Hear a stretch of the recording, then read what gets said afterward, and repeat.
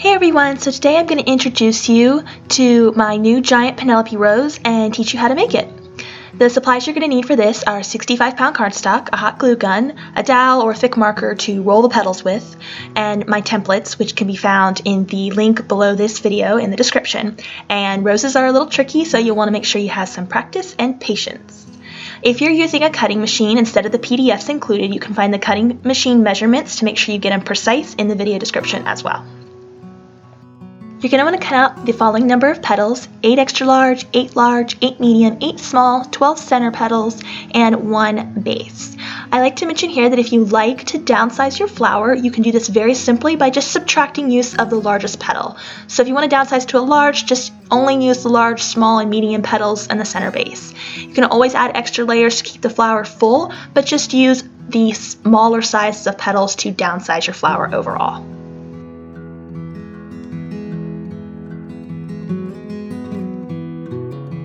So we're going to get started with our extra large petal first. I want you to cut about a 2-inch slit at the bottom of the petal, just around 2 inches, doesn't have to be perfect, and then add a little bit of glue and slightly overlap. Make sure you only slightly overlap so the petals are still very malleable and flexible to work with. Then you're going to want to curl back the edges. You can use a dowel to do this, a marker, a spare paper crafting tool like I'm doing here, and you just want something to curl the edges back with. Give them a deep curl and you'll have something that looks like this. So I want you to do that with the rest of your extra large petals. I want you to do it with your large petals and with your medium petals. So do the same thing with all those petals. Okay, so you should have your extra large, large, and medium petals all cut with slits, overlapped, and curled back. You're going to grab your 8-sided petal perfect base, and each side here is going to represent where we place a petal. This is going to help keep our flower even. And go ahead and just add some glue and place it on one side of the 8-sided petal perfect base here. I came out with these bases about a year and a half ago, and they really help people who struggle with getting that symmetrical looking flower. So I try to include them in a lot of my newer designs, but you'll also see that some of my older designs I approach the method with using a circle for the back and gluing actually the petals in a circle before adding a base. So I do teach different methods on my YouTube channel and with my tutorials, but you can always apply the base method to any flower you buy in my shop. And it can be really helpful to get those petals straight. So just make sure you're adding all 8 petals here, one on each side of the base, so we can get our first layer extra large petal built here.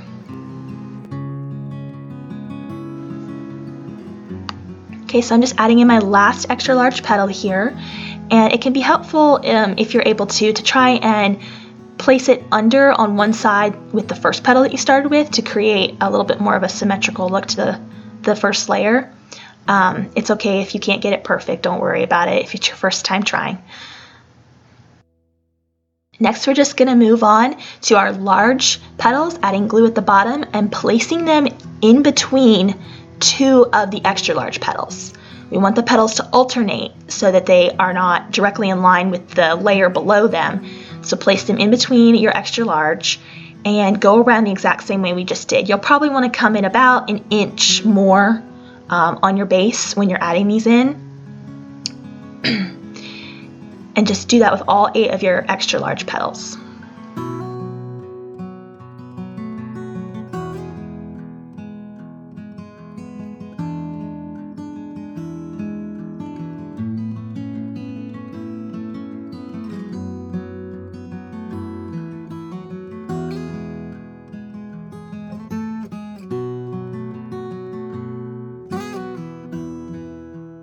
Okay, and so we're just going to continue exactly what we just did with the large petals. We're going to do exactly the same thing with the medium petals. We're going to add them in, we're going to bring them in just a little bit further on the base, and we're going to stick them so that they're glued in between 2 of the large petals below them. And just do that with all 8 of your medium petals and go around until that is complete.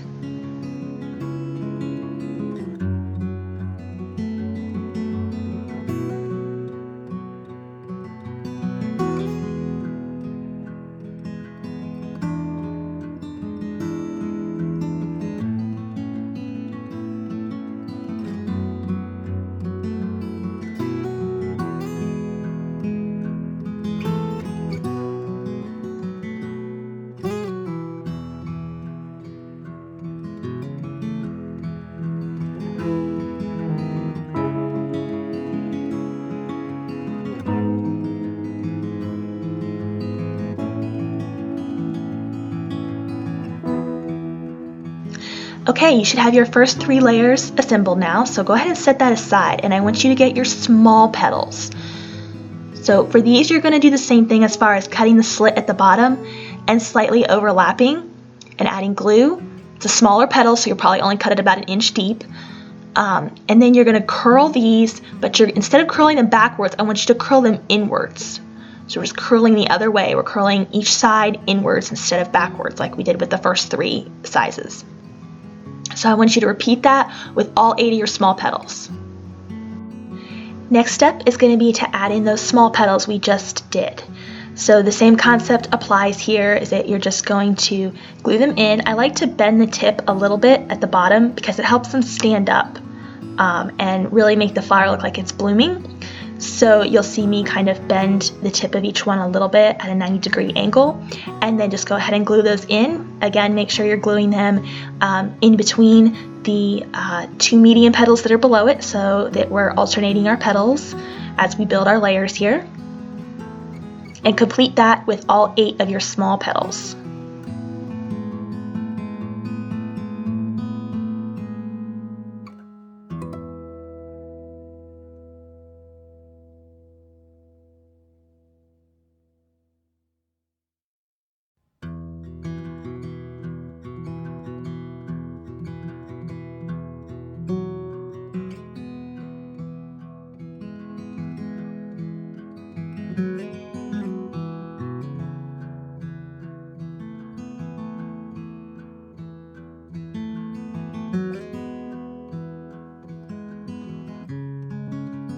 Okay, so I'm adding in my last one here, and this completes the base of your flower, the 4 layers of your flower.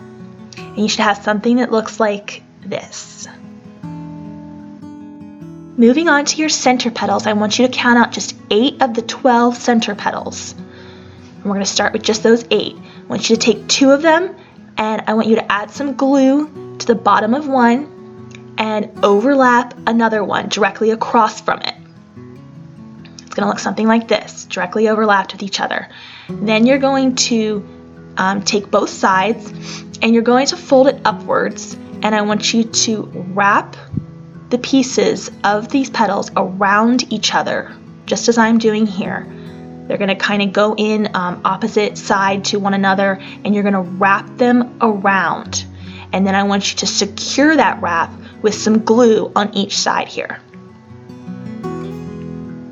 Rose centers can be a little tricky to learn. Once you get them, you'll get them, I promise, but be patient with yourself if you're brand new to this. So you want to start it with just a simple wrap like that. You'll have a little circle in the center. It'll look something like that on the bottom. So that's what we're starting with here. Then I want you to get 2 more, and I want you to repeat the same thing by gluing and overlapping 2 of them together. And I want you to then place the first piece on top of the second piece that we just made, and make sure to be going the same direction as the length of the base there. And then I want you to add some dots of glue to the upper corners and gently fold it upwards. And make sure you hold it there until it's dry, because it might pop off if you don't. You're going to want to leave a little space, obviously, as you do this, so that we're building it outwards. Repeat the same thing on the other side. Adding a little bit of glue, folding it up, leaving just a little bit of space. Hold your fingers there till it dries. And you should have something that looks like this so far. And now for the remaining 4 of the 8 that we started with, you're going to add those on one at a time. The concept here will still apply the same, but we're going to add them on one at a time on each of the 4 sides. So I want you to start with one side, the longer side preferably here. And I want you to add your glue and press it to the bottom, just like that. And then you add your same 2 dots at the top corners and fold it up gently again, leaving a little bit of space and pressing it till dry.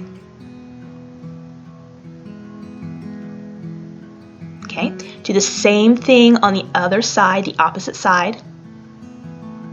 Glue on the bottom. Add some dots of glue to the top corners. And fold it up, leaving a little bit of space. Try to keep it even with the other side, the amount of space you have there. And you'll have 2 petals left at this point. And you're going to do that on the open sides, the opposite sides that we did not do. We're going to do the other sides now. Add your glue just as you did before. This is basically just a pattern. So once you do these rose centers a couple times, you're going to just see that it's a very simple pattern, and you're just going to keep folding up, leaving a little space, holding till dry, and then your last petal will go on the remaining side, the opposite side that we just did. Oops, see, I didn't hold it long enough. So if that happens to you, just add a little more glue, push it down, and patiently wait till it's dry. I got it in a hurry there. So complete your other side with your last petal. So you should have 8 center petals that we just created this rosebud center with. So fold your last one up. And there you go.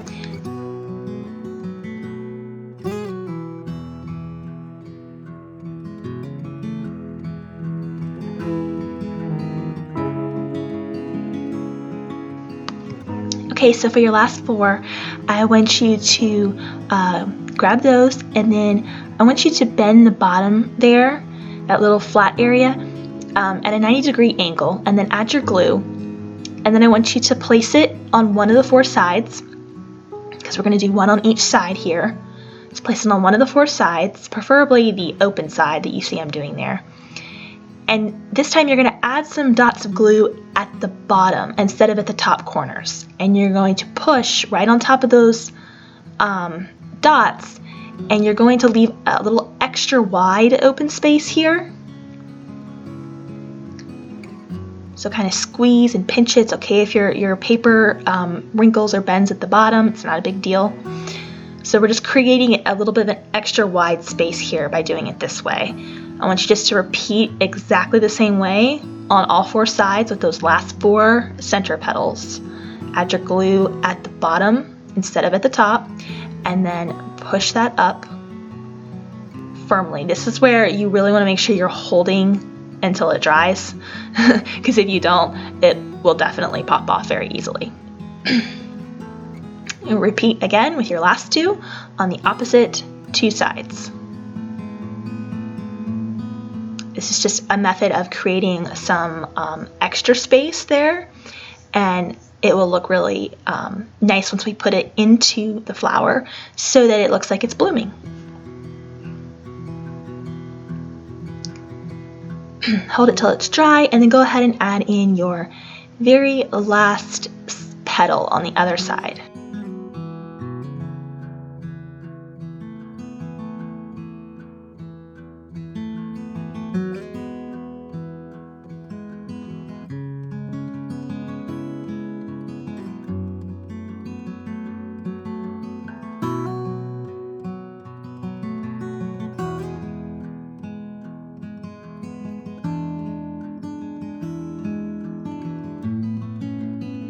Okay, your rosebud should look something like this when complete.